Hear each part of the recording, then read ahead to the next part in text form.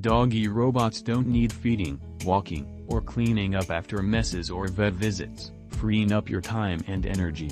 This can be a big perk for busy people or those with limitations.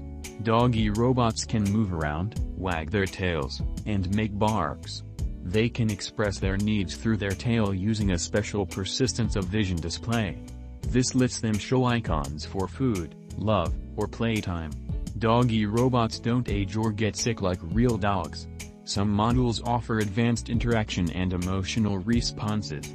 They can perform specific tasks like fetching objects or playing games. Many Dog-E robots have dedicated apps that allow you to customize their colors, play games, and send messages through their tails.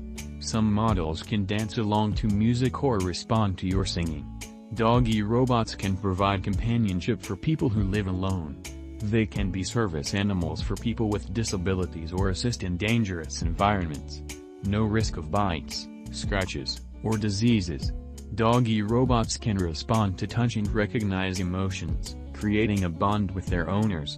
Some are used for search and rescue, therapy, or military applications.